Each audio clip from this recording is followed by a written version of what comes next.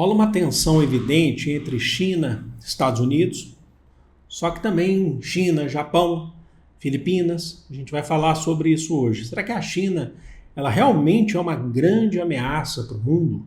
Porque a gente tem episódios recentes, né, que vão colocando inclusive a nova gestão do Donald Trump, alegando que a China é o grande problema para o mundo. Mas será que isso é real?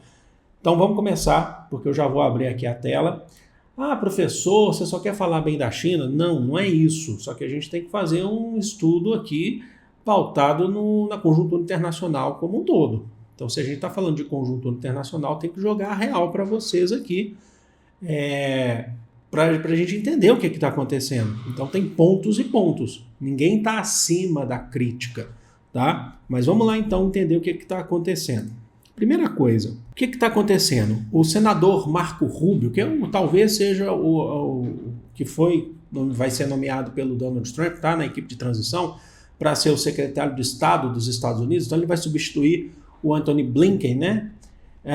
E ele passou por uma sabatina no Senado dos Estados Unidos ontem, né, dia 15, eu estou gravando esse vídeo no dia 16, e ele dorme com a China na cabeça, assim. Ele falou o quê? Ele falou que a China é uma trapaceira para conquistar sua posição como superpotência global.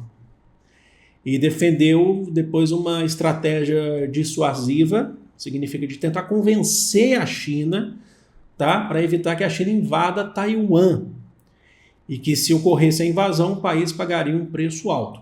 Tá? Então, a gente já sabe, isso já deu a entender para a gente, como você está falando, do secretário de Estado dos Estados Unidos, é o porta-voz, abaixo do presidente a gente escuta mais falar sobre o secretário de Estado, não é nem um vice-presidente, para vocês terem noção. Então, como, por exemplo, a gente fala do Biden, a gente escuta falar menos da Kamala Harris, por exemplo. A gente fala mais porque ela foi candidata agora nas eleições. Mas a gente fala muito do Antony Blinken. O Antony Blinken, inclusive, teve agora no Catar, né, fazendo aquela relação de negociações entre cessar-fogo, entre o Hamas e Israel. E aí, um cara que a gente vai escutar falar muito nesses próximos 4 anos é esse aqui, o Marco Rubio. Ele tem uma postura declaradamente anti-China, né? Declaradamente anti-China. A gente vai falar muito dele por aqui, tá? Já fiquem de olho nisso. Bom, então ele fala que eles precisam convencer a China de certa forma, fazer uma política que convença a China a não entrar em Taiwan, certo? Para não invadir Taiwan. Mas vamos lembrar também que a China não reconhece Taiwan, porque Taiwan é território chinês, tá? Eu pretendo fazer um vídeo, eu já tenho vídeo aqui sobre isso no canal, mas eu pretendo fazer um vídeo mais específico sobre a atual situação para vocês, se vocês quiserem. Deixa aqui nos comentários, tá? Então diz que o país pagaria um preço alto. Sem contar também que os Estados Unidos considera que vive uma guerra comercial. Agora, dia 19 de janeiro, por exemplo, o TikTok vai ser banido. Teve a especulação do Donald Trump comprar a ByteDance, né? Empresa chinesa, ByteDance, se eu não me engano, empresa chinesa, comprar o TikTok, mas tudo isso já foi desmentido, inclusive. E aí você teve até uma questão interessante, que os usuários do TikTok, que são muitos, né, nos Estados Unidos, eles resolveram utilizar outros aplicativos chineses como forma de protesto, e eles gostaram, para vocês terem noção. Enfim, então existe todo esse processo, a gente tem relatado aqui. Só que também, puxando esse pé, tá? Então não desconectem as coisas que a gente está falando aqui. A gente vai para uma próxima página que está rolando uma tensões com as Filipinas e o Japão.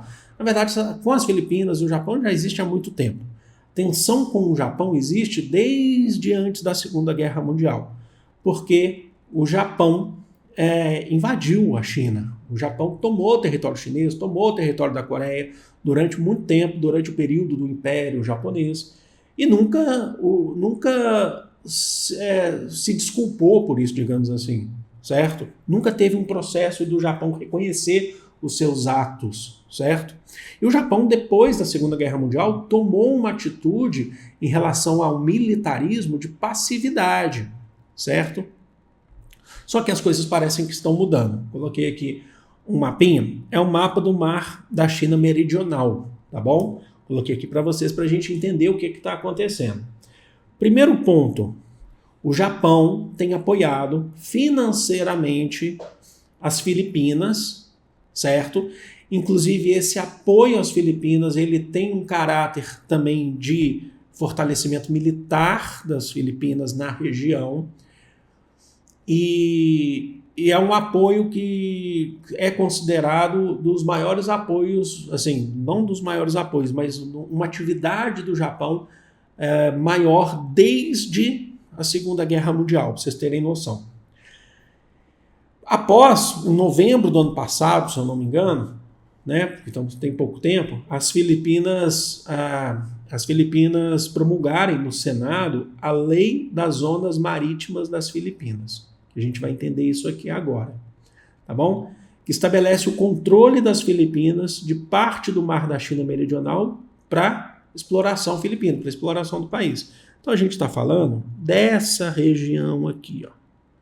Essa região aqui, tá bom? Então tá. A gente está falando mais ou menos dessa região aqui.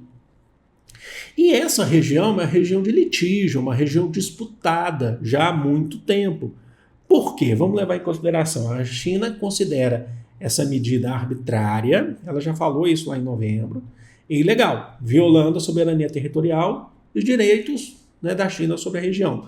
Vamos lembrar que essa região é uma região importante, inclusive, que são a questão das hidrovias, que conecta, inclusive, a China às zonas econômicas, conecta os mares, né, o mar meridional, o mar da China meridional às zonas econômicas especiais, certo? E um ponto importante é que a porta-voz chinesa, que é a Mao Ning, ela falou que a China tem soberania sobre os arquipélagos de Nansha, Qandao, aí eu não sei falar, né? Também conhecido como Ilhas Spratly, que está aqui embaixo, se eu não me engano, isso, tá? E Zhongsha, aí eu não, desculpe, incluindo outras ilhas ali, né? E as suas águas adjacentes. Ela tem soberania sobre a região. Qual que é a discussão? O que as Filipinas utilizam como recurso que foi em 2016, segundo o Tribunal Internacional em Haia, tinha definido que a região era de soberania das Filipinas. Só que a gente tem que entender também que quem que participa desse tribunal, quem que define esse tribunal. Segundo a China, havia uma tentativa de enfraquecer a relação comercial da China, porque desde muito tempo, desde antes disso, os Estados Unidos já falava sobre guerra comercial com a China. Em 2016, se eu não me engano, foi a eleição de Donald Trump. Vamos lembrar disso. E aí um ponto importante é que o Japão, tanto o Japão, aí você tem Coreia do Sul, mas vamos trabalhar aqui com os que a gente está falando, Japão e Filipinas são dois aliados estratégicos na região dos Estados Unidos. Por isso que eu falei para conectar o ponto que a gente está falando lá atrás do Donald Trump, do Marco Rubio, né, que vai ser o secretário de Estado dos Estados Unidos, falando da China, em potenciais atividades militares nessa área. Então a China ela tem reforçado a presença marítima no Mar Meridional, e o Japão tem se preocupado com isso, ela tem reforçado por uma questão de soberania territorial. A gente não pode olhar só, esse é um grande erro, quando a gente só foca ali nas Filipinas e China e não enxerga o todo. Você precisa enxergar, fazer uma conjuntura internacional, abrindo os seus olhos para enxergar o todo. O que o Marco Rubio acabou de falar? Acabou de falar de Taiwan. Onde que está Taiwan? Está aqui, ó. Qual que é o grande inimigo do Donald Trump? Qual que é o grande inimigo? A China. Eles falam que vive uma guerra comercial. Então, a gente precisa olhar como um todo, a gente precisa olhar esse panorama e falar assim, agora eu consigo entender. Esse é o meu objetivo aqui como professor, para que a gente não fique focado só nisso. Filipinas e China, Filipinas e China. Peraí, quem que está por trás disso? Existe um conflito, existe uma relação. E lembre que eu falei para vocês, o único conflito, o único não, mas pelo menos o conflito que a China, que ela entraria militarmente, seria se a sua soberania territorial fosse disputada, fosse discutida, fosse abalada. E isso aqui a China considera sua soberania territorial. Vocês compreenderam? Mas assim, a China está de sacanagem, querendo fazer isso no mar, não sei das quantas. Assim, as atividades dos Estados Unidos ninguém questiona. Sabe, que Trump está falando de Groenlândia, de Canadá, de Golfo do México, tentando mudar o Golfo do México para Golfo da América, como se só eles fossem América, inclusive. Isso aí, por que a gente não questiona? Tá? Então, assim, ninguém está acima da crítica. Então, assim, se as Filipinas elas querem garantir, é preciso ter um diálogo com a China.